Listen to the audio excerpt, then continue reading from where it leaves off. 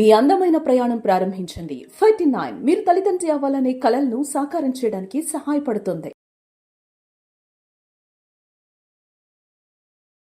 Cancer వస్తే ఇంత ఖర్చు అవుతుంది, అంత ఖర్చు అవుతుంది అని చెప్పి మీరు ప్రీమియంలు కట్టండి, ఇన్సూరెన్సులు కట్టండి అని ఒకవైపు ప్రకటనలు చేస్తున్నారు రేడియోలో. ముందుగానే కనుక్కోండి మీకు రోగం వస్తుందని ఈ డయాగ్నోస్టిక్ ల్యాబ్ వాళ్ళు ప్రకటనలు చేస్తున్నారు. 30 సంవత్సరాలు వచ్చాయా, బాడీ చెకప్ రండి, ఒకరు చూపించుకుంటే ఇంకొకరికి ఫ్రీ అని చెప్పి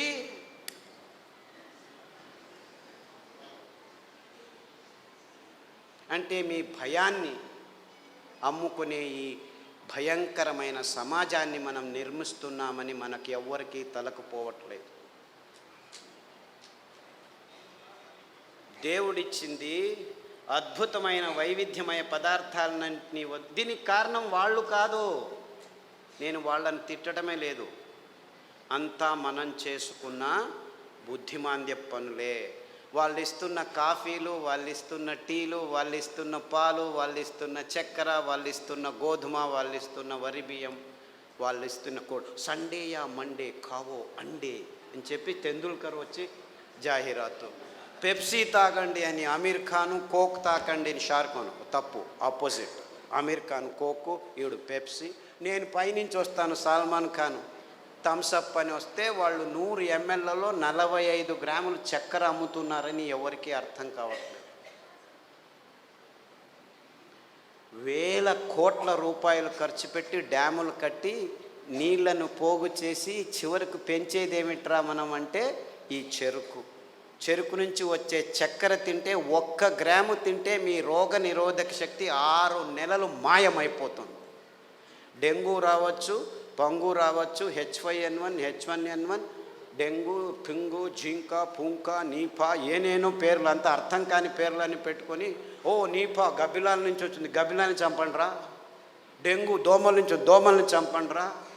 పక్షి జ్వరం అక్కి, కోళ్ళ జ్వరం కోళ్ళని చంపండి, పందుల జ్వరం పందులను చంపండి, మ్యాడ్ కౌ డిసీజ్ కౌస్ని చంపండి. మిలియన్స్ ఆఫ్ అనిమల్స్ మారణ హోమం చేస్తూ వస్తున్నాము గడిచిన 15 సంవత్సరాల్లో. కానీ ఎవరికి చెప్పట్లేదు దీనివల్ల వస్తుందని. మ్యాచ్ ద ఫాలోయింగ్ 2వ తరగతి పిల్లాడికి చెప్తే చాలు, మ్యాచ్ చేస్తాడు.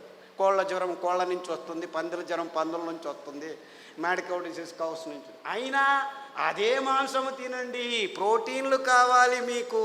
మాంసాహారంలో B12 ఉంది, B12 మీ శాకాహారులకు రానే రాదు అని ప్రపంచం మొత్తాన్ని మాంసాహారం వైపుకు నడిపిస్తున్నారు ఈ విజ్ఞానులు, ఈ డాక్టర్లు. ఆవలిస్తే చాలు మీకు B12 వస్తుంది. సూక్ష్మజీవులు మీ నోట్లో 100,000 రెట్లు ఎక్కువ ఉన్నాయి. మీ దేహంలో ఉన్న జీవకోశాల కంటే ఈ లాక్టోబాసిల్లస్ 70% ఉంది. ప్రతి ఒక్క బ్యాక్టీరియా, మీరు పిల్లాడికి పాలు తాపుతారు కదా, ఆ పాలు పెరుగుగా మారేదానికి పొట్టలో లాక్టోబాసిల్లస్ ఉంది. ఆ లోపల అవుతున్న పెరుగు నుంచే విటమిన్ B12 వస్తుంది. అంటే మీరు చిన్న పిల్లాడికి పాలు ఇచ్చినప్పుడే విటమిన్ B12 తయారు చేసేదానికి జీవితాంతం ఆ లాక్టోబాసిల్లస్ని మీరు పెంచుతున్నారు. ఈ విషయాన్ని ఎవరు చెప్పట్లేదు. అందరూ B12 ఇంజెక్షన్లు తీసుకోండి, ట్యాబ్లెట్లు తీసుకోండి అని చెప్పడం మొదలుపెట్టారు డాక్టర్లు. ఇంత మోసం చేస్తున్నారు. అంటే మీరు నువ్వుల పాలు, కొబ్బరి పాలు తాగితే చాలు, మీరు లోపలే B12 తయారవుతుంది, అక్కడ బ్యాక్టీరియా ఉంది. లేదు, పెరుగు చేసుకోండి కొబ్బరి పాలతో, ఒక 2 చెంచాలు తినండి వారానికి, చాలు B12 వస్తుంది. ఎంత మోసం చేస్తుంది. ఇప్పుడు ఈ కొత్త స్కామ్ ఇది. B12 vitamin D.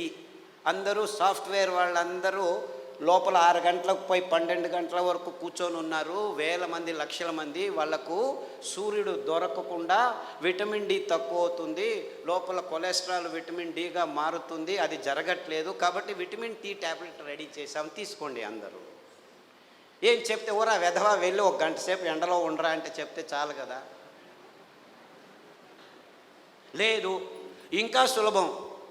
పుట్టగొడుగులు ఎర్గోస్టెరాల్ అని ఒక కాంపౌండ్ ఉంది, దానిని ఎండబెడితే 2 గంటలు అది విటమిన్ Dగా మారుతుంది. సో మీరు రావద్దండి, సాఫ్ట్వేర్లో అలా పని చేస్తూనే ఉండండి, పర్వాలేదు, వారానికి ఒకసారి ఎండబెట్టిన పుట్టగొడుగులను నానబెట్టుకొని 1-2 సార్లు తింటే మీకు విటమిన్ డి వస్తుందని చెప్పొచ్చు కదా వీళ్ళు. ఎందుకంటే విటమిన్ ట్యాబ్లెట్స్ నుంచి ఏ జీవము సరిగ్గా పీల్చుకోలేదు. Supplements are no good at all. Vitamin tablets are useless. అయినా $1 బిలియన్ బిజినెస్ చేస్తున్నారు. ఏ జీవసత్తువైనా మీ దేహంలోకి రావాలంటే సరి అయిన ఆహారం నుంచే రావాలి. సో ఆ ఆహార పదార్థాలని గుర్తించి చెప్పాల్సిన ఈ విజ్ఞానుల రెస్పాన్సిబిలిటీ ట్యాబ్లెట్లను అమ్మేదానికి వాడుకుంటున్నారు. ఇంతే, ఇంకేమీ లేదు. ఒకరోజు ఊదులు, ఒకరోజు అరికెలు, ఒకరోజు కొర్రలు, ఇంకొక రోజు అండు కొర్రలు తిని మునగాకు కషాయం, చింత ఆకు కషాయం, రావి ఆకు కషాయం, వేప ఆకు కషాయం తాగితే అది ఆడవాళ్ళు పీసీఓడి ప్రాబ్లం కావచ్చు, అంటే అండాశయంలో ముట్టయితే ఆగదు, ఆగితే రాదు.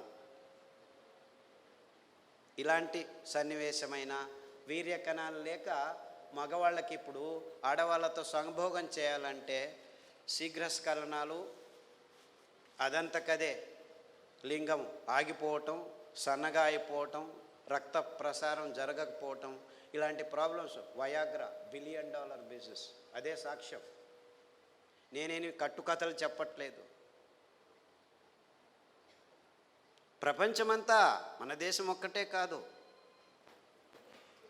అంటే మనిషికి రోగాలు ఎక్కువ అవుతున్నాయి, రోగాల వయోపరిమితి తక్కువ అవుతుంది ఒకవైపు అయితే, మనిషి తత్వాన్నే మార్చేస్తున్నాయి ఈ ఆహార పదార్థాలని ఏ ఒక్కరూ గమనించట్లేదు, చెప్పట్లేదు. ఆడపిల్లలు 14 ఏళ్లకు ముట్టవలసిన వాళ్ళు 6 ఏళ్లకు ముట్టవడం ఏంటి? 100కి 1 అయితే పర్వాలేదు, 100కి 90 మంది అవుతున్నారు. ఆడవాళ్ళ మూతి మీద మీసాలు ఉండనేకూడదు, 100కి 90 మందికి మీసాలు వస్తున్నాయి. ముట్టు సహజ ప్రక్రియ, అంత ఇబ్బందులు ఏమి ఉండకూడదు, 100కి 100 మందికి నొప్పులు వస్తున్నాయి. డాక్టర్ దగ్గరికి వెళ్తే పెయిన్ కిల్లర్స్ ఇస్తారు, అందులో వేసుకున్న వాళ్ళకి 16 మందికి కిడ్నీ ప్రాబ్లం వస్తున్నాయి. 100కి నెల పెయిన్ కిల్లర్స్ వేసుకుంటే 2-3 సంవత్సరాల్లో కిడ్నీ ప్రాబ్లమ్స్ వస్తాయి. యూరిక్ యాసిడ్ ఎక్కువ అవుతుంది, క్రియాటినిన్ ఎక్కువ అవుతుంది, యూరియా ఎక్కువ అవుతుంది. ఇలాంటి ప్రాబ్లమ్స్ నో ప్రాబ్లం, డయాలిసిస్ చేస్తాం రండి అంటారు, మిషన్లు రెడీ పెట్టుకున్నామంటారు. అంటే ఇంత వైజ్ఞానికమైన విషయాలు మన కళ్ళ ముందు, మన ముక్కు కింద జరుగుతూనే ఉన్నాయి. ఏ ఒక్కరూ లేచి అడగట్లేదు, ప్రశ్నించటం లేదు. ఎందుకంటే సైన్స్, విజ్ఞానం అనే ఈ కబంధ హస్తాల్లో ఇరుక్కుపోయాం. అంతా విజ్ఞానమే. ఎక్కడుంది? ఈ వాణిజ్యీకరణ ఒత్తడంలో చేసి ఎవరు నోరు మెదపకుండా చేసేసారు. So what are we doing here? మళ్ళా గొప్పగా జంబాలు, రేపు మొన్నడు పోయి మంగళగిరిలో సంసారం పొద్దున్న లేస్తే కక్కస్ సరిగ్గా చేయట్లేదు. ప్రతి ఒక్కరూ కక్కస్ చేయాలంటే ట్యాబ్లెట్ తీసుకోవాలి, లేకపోతే వేడి నీళ్ళు తాగాలి, లేకపోతే ఇక్కడి నుంచి అక్కడికి తిరగాలి, బీడీ తాగాలి, సిగరెట్ తాగాలి, కాఫీ తాగాలి, లేదు ఒక పెగ్గు వేయండి. వాడు డాక్టరే పెగ్గు వేయమన్నాడు, మగ్గులు వేసుకుంటూ కూర్చున్నారు. అర్థమైందా peg mug? This is the nonsense that human race has been indulging in the last 30-40 years. And we are all claiming ourselves to be civilized, educated, and in scientific age. ఏమిట్రా science? పొద్దున్న లేస్తే కక్కస్ చేయలేవు, రాత్రి వస్తే నిద్రపోలేవు.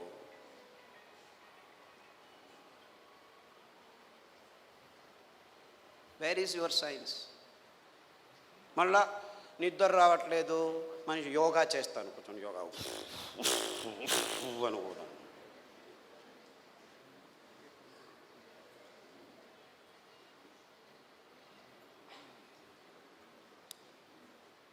ఏం చేయమంటావు?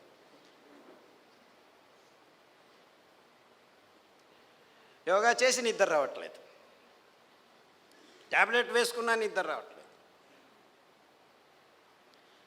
రాత్రి నిద్రపోవాలి, పగలు పని చేయాలి. మనం రాత్రిని పగలు చేసి కూర్చున్నాం, ఎలా నిద్ర వస్తుంది? లైట్లు వేసుకుంటున్నాము, రాత్రంతా లైట్లు. అస్సలకు ముందు నీవు చీకటి చేసుకొని రూములో పడుకుంటే అద్భుతమైన ట్రిగ్గర్స్ మీ మెదడులో జీవరసాయనిక రసాల్ని ఉత్పాదనం చేస్తాయి.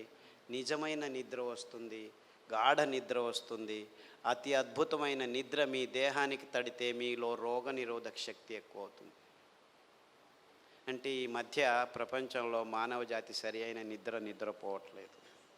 ఎందుకంటే కారు అడవుల్లో కూడాను లైట్లు వేసేదానికి రెడీ అయిపోయాం. సో ఒక్క విజ్ఞాని కూడా చెప్పట్లేదు అందరూ చీకటి చేసుకొని నిద్రపోండి అని. ఎప్పుడైనా నిద్ర రాకుంటే ఈ ట్యాబ్లెట్ వేసుకో అని చెప్తున్నారు. మీరు 10 సంవత్సరాలు నిద్ర కోసం ట్యాబ్లెట్ తీసుకున్న వాళ్ళు నా దగ్గరికి వస్తే 3 గంటలు చీకట్లో కూర్చో, ప్రతిరోజు ధ్యానం చెయ్యి, పుస్ అని ఊదొద్దు, ఊరికే దేవుడిని తలుచుకో. ఆస్ట్రేలియా నుంచి ఒక అబ్బాయి వచ్చాడు, 28 ఏళ్ళు. ఎప్పుడు చూడు ట్యాబ్లెట్ ఇది అది అని చెప్పి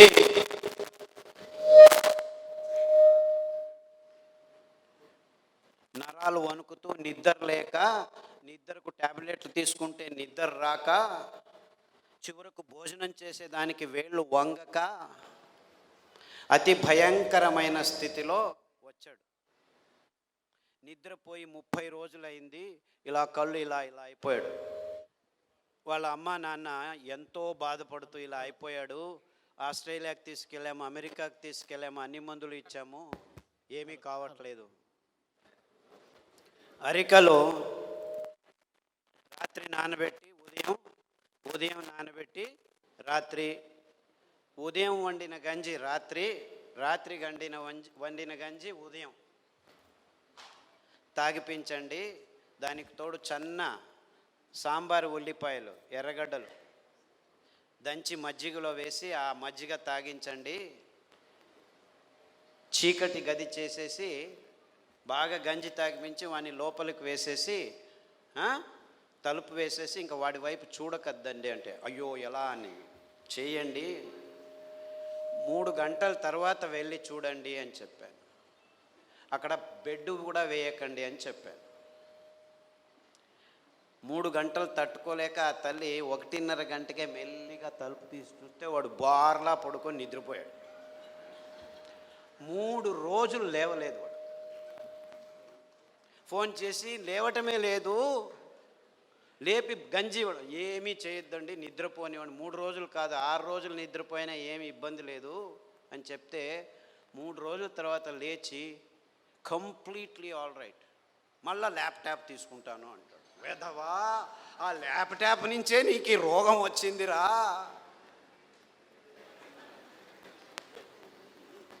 దాన్ని చూడొద్దు అని చెప్పి పంపించాను. ఇప్పటికి మళ్ళీ ఆస్ట్రేలియాకి వెళ్ళాడు. ప్రతిదినం రోజు రూమును చీకటి చేసుకొని పడుకుంటున్నాడు. సో ఎవరెవరికి నిద్రపోయేదానికి అది ఒక కారణం కావంటే ప్రతి 10 నిమిషాలకు లేచి ఉచ్చలు పోసేదానికి రెడీ అయిపోతున్నారు అందరు. 25 సంవత్సరాల పిల్లలు కూడాను 2 గంటలకు ఒకసారి లేచేది, ఉచ్చలు పోసేది, వచ్చేది. అందుకే అటాచ్డ్ బాత్రూమ్లు ఎక్కువైపోయాయి మనకు. ఎవరైనా ఆలోచించే బెడ్రూమ్లో ఏముంటాయి ఆ టాయిలెట్లు? నాకు అర్థం కాదు. బెడ్రూమ్లో టాయిలెట్టా?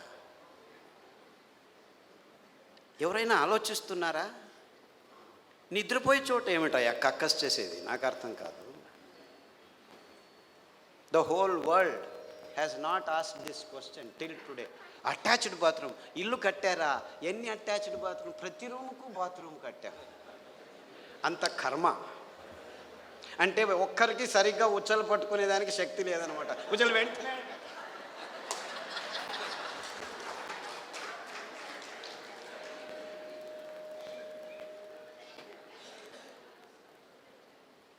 అండుకొరల గంజి తాగండి. రాత్రి పడుకుంటే పొద్దున వరకు లేవాల్సిన అవసరం లేదు. In fact there have been zillions అని చెప్పాలి నేను. అంటే 100 మంది పెద్దవాళ్ళు 60 ఏళ్ళు 50 ఏళ్ళు 70 ఏళ్ళు ఉన్నవాళ్ళు రోజు రాత్రి 2 గంటలకు లేచి ఉచ్చలు, అది ప్రోస్టేట్ ప్రాబ్లము, ఈ ప్రాబ్లమ్, ఏ ప్రాబ్లం అన్నా ఉన్నివ్వండి, అరికెల గంజి తాగండి. ఈ ఉల్లిపాయల కషాయం అంటే యాక్చువల్లీ గ్రీన్ ఆనియన్స్ అంటారు. అంటే ఆనియన్ వేస్తే పచ్చగా వస్తాయి. ఆ ఆనియన్ గ్రీన్ ఆనియన్ షాలెట్స్ అంటారు. దాని కషాయం తాగండి, రావి ఆకు కషాయం తాగండి, గరిక ఆకు కషాయం తాగండి, కొబ్బరి నూనె, వేరుశనగ నూనె వారం వారం మార్చి తాగితే 6 రోజుల్లో మీరు పూర్తి శాంతంగా సమాధానంగా 10 గంటలకు పడుకుంటే 5 గంటల వరకు లేవాల్సిన అవసరం లేదు. ఎవరైనా సరే, చిన్నపిల్లాడైనా సరే, పెద్దవాళ్ళైనా సరే. అంటే సరిగ్గా నిద్రపోవటం కూడా మానవ జాతికి. 16 మంది ట్యాబ్లెట్ తీసుకుంటున్నారు, కానీ మిగిలిన వాళ్ళంతా ఈ సర్కస్లు ఏదో ఒకటి చేస్తున్నారు. చిన్నపిల్లల వరకు ఈ రోగాలు వచ్చేసాయి. అంటే మనం గట్టిగా సాయంకాలం 1 గంట నడిచిన తర్వాత ఈ పనులు చేస్తే 6 వారాల్లో అందరూ సరిగ్గా నిద్రపోతారు, ఏమీ ఇబ్బంది లేకుండా.